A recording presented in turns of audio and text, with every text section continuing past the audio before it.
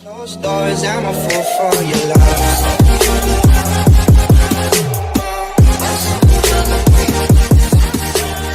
Hey everybody, it's Zach, aka Zach's Reviews. We are back again with another video. Today was Falcon and the Winter Soldier Day, Episode 1.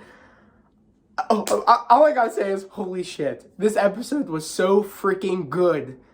It set the tone of this whole entire show up in one episode. Like, literally, I'm a big Captain America fan. If all these shields don't say it like that, I'm a big fan of Captain America. I don't know what does, but, like, just the way we started this episode, and there's going to be spoilers in this episode. So if you haven't watched it yet, go watch it, and then come back and go check this review out. But we start this episode with Sam pretty much ironing a suit, getting ready to go, pretty much, put Cap's shield in the museum, which I kind of knew, and what Anthony Mackie's been saying about, what Sam gonna do. Pretty much, is he gonna take the shield up? Is he gonna be the next Captain America? Because literally, he said, so many people have been asking me, like, oh, Sam took the shield, it was gonna become Captain America, or he is Captain America, and Anthony Mackie's like, no, there could be more into it. Maybe he won't take up the mantle. Maybe he'll just want to put it in the museum or give it to somebody else. And when going into this, I kind of knew that, Sam wouldn't think he was really worthy for the shield, because let's be real, there's a lot of stuff, that, people won't be ready for a black Captain America. And, I love how they're bringing in the history of America in the show. It makes sense, and it just fits so well, and the tone is so set very well. And right after we see that moment where Sam puts the shield in the bag, after he irons his suit jacket, it just goes blank, and we end up seeing the scene where he's on the plane, but he has a mission, and he has to get a soldier before that was captured before they go across enemy lines, and pretty much, or I guess not enemy lines. I guess they go across the border, and I guess that's where because there's accords of every certain, your jurisdiction of where you can go, and there was a whole cool flight sequence of Sam trying to get the soldier off the plane. But guess who has the soldier captured? It's Batroc the Leaper, as we know from Captain America: The Winter Soldier. And it was so funny because that fight sequence was sick. Like, the whole sequence is sick, where he's on the plane and he ends up fighting everybody. And I love when Batroc does his little chest hit, because he did that in Winter Soldier and Cap just wrecked his crap.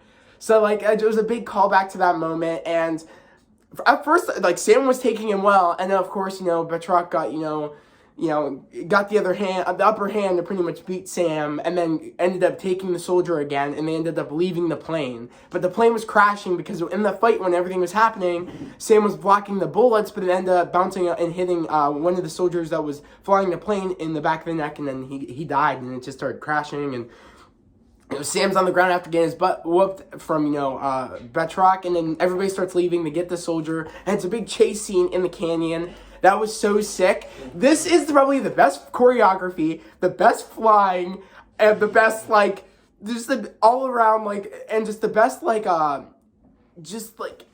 visual effects. This was just amazing. This was just a great episode, and it just sets the tone. Like I said, it sets that Winter Soldier vibes, Civil War vibes, and I'm really feeling it. I'm really feeling after the blip. I'm really feeling it, because apparently this takes 6 months after the blip. Apparently, that's what I heard on Instagram. It was on IGN or something, but they confirmed it. It takes place 6 months after Avengers Endgame, and you feel the world has changed. And after we get to the moment where Sam ends up taking all the helicopters out, gets the soldier.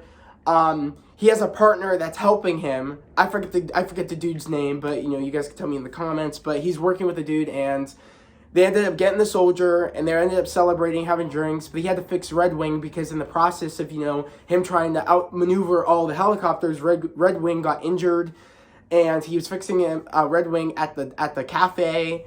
And they were talking just pretty much I wanted to confirm a little bit, I wanted to know, because there's theories out there about where's Steve? Is he out on is he on the moon? And he's like, I confirm he's not on the moon. And then he gets a call to go back to DC, and it's that moment where we see him at Cap's funeral in the museum, pretty much giving a speech saying,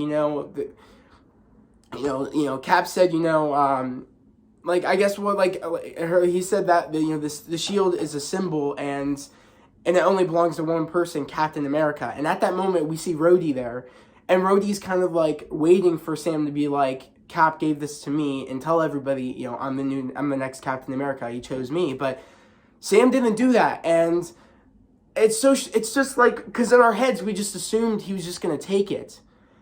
I never thought he would just put it in the museum and say it belongs to Steve. Let's just leave it there. But he's doing it in respects. But as we find out, it wasn't his choice. Almost, he was kind of like forced in a way, because we end up hearing that I guess I don't know who he is really. He said that, oh, it was a good you made the right choice giving the shield to us or whatever, and putting it in the museum. But in all seriousness, this guy pretty much coerced him to do that, knowing that in his head, the other guy, he was going to give it to somebody else. And we end up seeing that at the end sequence is that, the guy that told Sam to give up the shield is giving it to a white guy. Because it all rolls back to the fact that there is racism in America. Like, no matter what color you are, or ethnicity or anything, there is literally racism in America. And I love how they really are not afraid to tell it, and they're not afraid to speak it, and they're not afraid to show us that if this was a real situation, there would probably be a problem with, back in the day with, Captain America, a white man, and the symbol of America, and they would have never, back in the day, they wouldn't have chosen a black dude to, be Captain America in the comics, when World War II was going on. So it makes sense in modern day society. If they wouldn't want a black Captain America, especially after a 5-year blip of everything that went on. And they wouldn't want a black man as a symbol of America. So I really love how they're not afraid to say that in the MCU and pretty much make it a topic. Because again, this is a real world situation that I'm happy they're addressing in a show, because so many people are afraid to address it, and I'm just happy they're not. And I really love them for that, because we need to address this problem.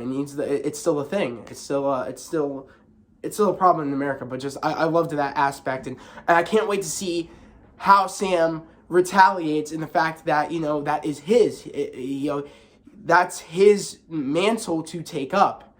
And I'm hoping that Bucky, when Bucky sees more of Sam, and when we see them both together, he kind of convinces him, dude, you're supposed to be the next Cap. Steve chose you for a reason, and I hope we really get to see him build up to that moment where he knows he's worthy with Bucky, and we see at the end of the season, I think we're going to see Sam become actually Captain America. At least that's what I hope to see. There's so many speculations that there's going to be different Captain Americas in the series. Not just John Walker, aka USS Agent. Apparently, there's supposed to be different Captain Americas at some point taking up the mantle or whatever. At least that's what I've been hearing. I'm just super excited just to know the origins of the history of the Shield. Seeing if Sam, how he didn't look like he was. His sister looked devastated when we end up meeting Sam's sister, and we end up finding out that Sam had was an uncle to two. Uncle to two kids that were babies when he blipped, and then when he came back, they were like young men. So seeing his nephews, must have been it's just seeing how we know that that must be hard to come back. They're babies when you're there, and then when you come back, they're like young men. So just we really get to set. That's the set of the tone of big things have happened, and he tries to get alone with his sister to save his dad's fishing company, and his mom and dad's fishing company, and knowing that his sister had to fend for herself and raise two kids while Sam wasn't there for those 5 years, and just it really sets the tone of things are hard for people that blip back. Apparently, you don't get any special treatment when it comes to banking loans and anything. Apparently, they were really held tight because in those 5 years there weren't a lot of people, and I guess things were different then. Things are different now. It's crazy. We really could see the precautions of in that 5 years what happened, and that's so funny. That's literally my sister's cat Windsor. Win, please don't knock over it. Beth, can you please grab Win? He's going to knock over the shields. And you got to grab him. Come here, baby. Come here. Yeah, get the laser pointer or something. But literally, though, guys, it just sets the tone and you feel it. We get the Winter Soldier vibes. We get the Civil War vibes for sure. And how then we end up getting into Bucky and how he's trying to pretty much right the wrongs he's committed with, killing a lot of people throughout the years of being, hypnotized by, Hydra. And that was really hard to watch when he had that nightmare of, him as, the Winter Soldier pretty much killing people, again, being, taken over by Hydra. And that was just a hard thing to watch because he just can't, it's like he can't forgive himself because even though it wasn't him, it was him. And seeing how he is trying to right the wrongs and pretty much make amends with all the people he's put in power and, make it right and get them out of power and pretty much trying to right those wrongs. He has a booklet, like same as Cap had a booklet when he came back. And, and Winter Soldier, we saw he had the booklet catching up on everything that happened in the world. Bucky had one, but it was full of all the people of wrongs he's committed. So you saw the difference of, like, when Steve came back, it was for the best almost. Even though he lost time with, Peggy and all of his friends and everything, he made friends.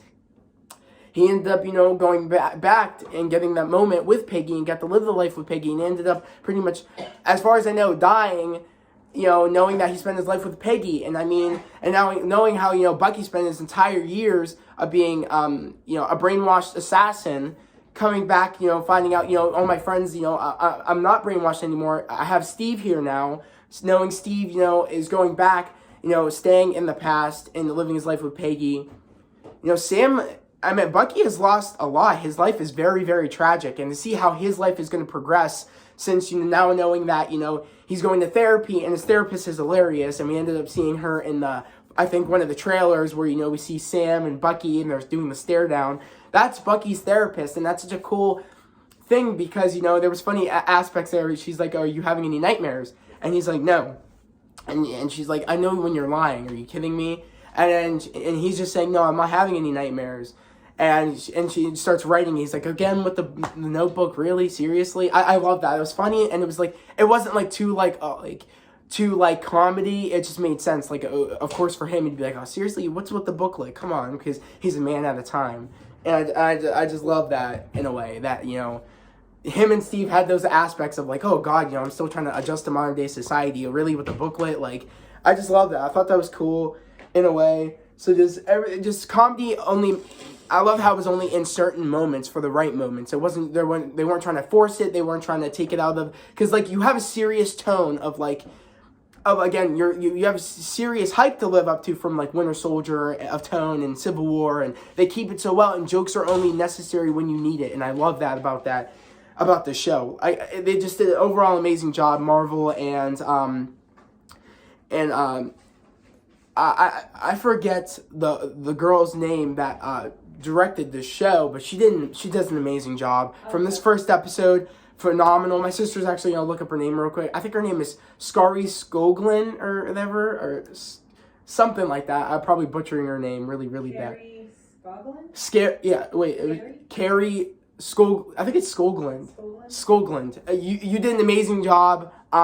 Guys, please send this to Marvel, this video, and just because I really want to say thank you guys. This first episode was amazing. You guys really, really honored the tone of the two previous Captain America movies, even the first one. The tone is just so well put, and I cannot wait for episode 2 of this show. But even seeing how, like, also back to, Bucky, seeing how there is a kid he killed on his mission when he was, brainwashed. And it was just an innocent kid that was abroad, and we ended up finding out that the person he pretty much, I guess the building he lives into, he chose that building of, I guess, the dad of the kid he killed, pretty much trying to make amends. And I'm not sure how long he's been staying there, but he just can't tell him. And the moment we see him, the dad looking at the food, I forget the dude's name, but the moment we see him looking at the food, I knew right away it was going to be about his son or something. And I'm like, oh my God, that kid that he killed, that's going to be his son of the dad that we see him looking at the food. I knew right away. And my sister, when he was starting to say it, and we ended up finding out that, Bucky killed that kid, I knew right away, right when he was looking at the food, and right when we saw Bucky kill that kid, that it was going to be his son. And my sister didn't know. She's like, I didn't know that. I'm like, oh, I knew that from a mile away. That's where we were going. And it's so well done. It's so good, guys. It's so good that they pieced that all together. Marvel's so good at that. And you guys know that, of course. But I just loved this episode. I loved the action. I can't wait to get into, how dare they do that to Sam. I just couldn't believe that. I'm like, but it doesn't surprise me in the world we live in, whether it be a comic book world or a real world. That's just how it is. And it's so hard to just grasp that, that's just the way America is. And, we've made leaps and bounds in the right direction sometimes, but there's always people to hold us back from, from stopping these problems. And, when we try to adjust them, there's people that want to ruin our progress. And, that's just how America is. And it's a very sad aspect of, the world we live in. So, but I just really loved this episode, and I just can't wait to see what Sam's going to do, what when Bucky gets there, why he goes to Sam, because Sam's been calling him and texting him, and he just hasn't responded to Bucky. So just to see why he responds or how they get together is going to be really interesting. And the introduce of the Flag Smashers, that was sick as hell. That fight sequence where, the bank heist and see him drop the bags, and they needed all the extra people there to be coverage, so they didn't know who had the money when the police got there. That was some clever stuff. I'm just super excited to see where the season goes. By far, this was my most anticipated season of this year, and they are smashing it so far.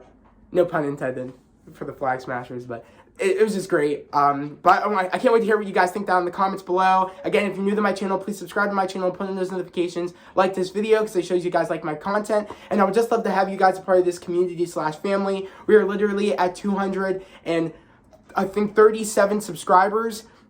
I really, really, really want to get to 300 before the end of March. So please, guys, subscribe to the channel and join this family and this loving community. Everybody that has subscribed to my channel has shown me nothing but positivity and just greatness in the comments. You guys motivate me to keep striving for greatness on this channel. And one day I really want to be the biggest channel on YouTube and really make a mark on this world. And that's what I plan on doing, guys, and I could do it with your help. So come on this journey with me, achieve your dreams, don't let anybody stand in your way. But without further ado, I'll see you guys next Friday. So I hope everybody has a great day, a safe day. I'll see you guys next time. Peace.